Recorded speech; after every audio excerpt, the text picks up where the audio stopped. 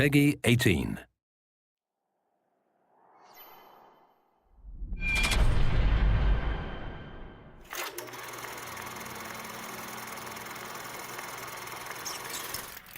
When you think about BioShock Infinite's characters, in BioShock 1, I think the biggest character in the world was actually the world of Rapture. And I think with Infinite, we're continuing that tradition as well, that there's a lot of narrative told in the world, and very much probably on the same scale as there was with BioShock 1.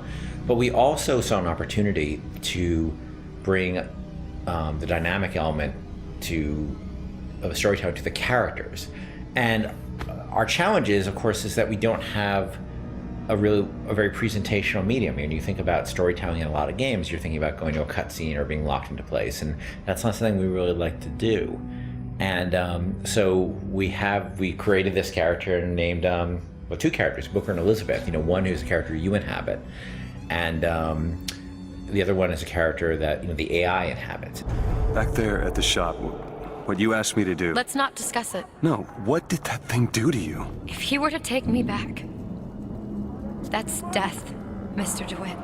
Or something so like it, I cannot tell the difference.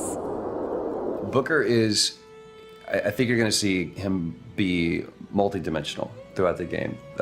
Starts off very, very simple, and if you know history at all, he's a former Pinkerton agent, which those were bad guys. Bad guys feared the Pinkertons. And the fact that he was kicked out of the Pinkerton agency should kind of give you a little bit of insight into what kind of guy he is. He's seen a lot. He's done a lot. He's got a lot to make penance for. And when he's presented this opportunity, which at first is just a job to him, of getting Elizabeth out of her gilded cage and taking her from point A to point B, that's where I think his journey starts, not just in a literal sense, but more of a metaphorical sense as well. Looks as if some desperate fella called this place home. What does that make us? Liz is interesting because she is really coming of age in this story, and she's figuring out what kind of woman she wants to be, kind of getting out of that little girl thing, which has been, even though she's a little bit older, I think being held captive, I would assume her whole life, or however long Ken decides, she's been held captive by Songbird. That's kind of halted her growth in terms of defining her independence. So she's figuring that out, and she's very sweet, very compassionate, and also very headstrong, which I like that about her.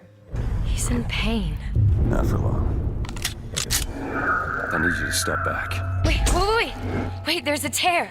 See, right here. Elizabeth, it's just an animal. I can control it this time. It is too powerful. You won't be able to stop it. I wasn't asking for permission. In terms of what I look for in a voice actor, I look for somebody who can inhabit the role. And sometimes they'll bring something to the role that I had no idea, and I'll change the role.